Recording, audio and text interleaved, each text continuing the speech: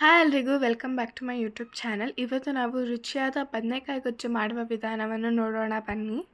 ಇದಕ್ಕೆ ಬೇಕಾಗಿರುವ ಪದಾರ್ಥಗಳು 3 ಟೊಮೆಟೊ, 3 ಬದನೆಕಾಯಿ, ಖಾರಕ್ಕೆ ತಕ್ಕಷ್ಟು ಮೆಣಸಿನಕಾಯಿ, 1 ಈರುಳ್ಳಿ ಮತ್ತು 1 ಎಸಳು ಬೆಳ್ಳುಳ್ಳಿ. ಇವನ್ನೆಲ್ಲ ಒಂದು ಕುಕ್ಕರ್ಗೆ ಹಾಕಿಕೊಂಡು ಅದೇ ಕುಕ್ಕರ್ಗೆ ನಾವು 2 ಗ್ಲಾಸಷ್ಟು ನೀರನ್ನು ಹಾಕಿಕೊಂಡು ಕುಕ್ಕರ್ ಲಿಡ್ಡನ್ನು ಕ್ಲೋಸ್ ಮಾಡಿ ಒಲೆ ಹಚ್ಚಿಸಿ 2 ಕೂಗಾಗೋವರೆಗೂ ನಾವು ಕಾಯಬೇಕು.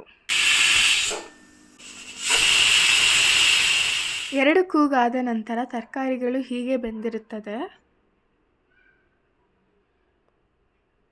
ಈ ತರಕಾರಿಗಳನ್ನು ನಾವು ಚೆನ್ನಾಗಿ ಸ್ಮ್ಯಾಶರಿಂದ ಸ್ಮ್ಯಾಶ್ ಮಾಡ್ಕೋಬೇಕು.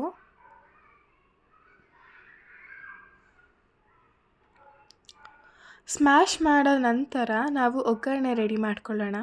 ಒಗ್ಗರಣೆಗೆ ಒಂದು ಬಾಣಲೆಯಲ್ಲಿ 1 ಸ್ಪೂನ್ ಎಣ್ಣೆ, 1 ಸ್ಪೂನ್ ಸಾಸಿವೆ, ಸ್ವಲ್ಪ ಕರಿಬೇವು, ಅದಕ್ಕೆ ಸ್ವಲ್ಪ ಅರಿಶಿಣ ಹಾಕಿ ರುಚಿಗೆ ತಕ್ಕಷ್ಟು ಉಪ್ಪು ಮತ್ತು ಕೊತ್ತಂಬರಿ ಸೊಪ್ಪನ್ನು ಹಾಕಿಕೊಂಡು ಮಿಕ್ಸ್ ಮಾಡ್ಕೋಬೇಕು.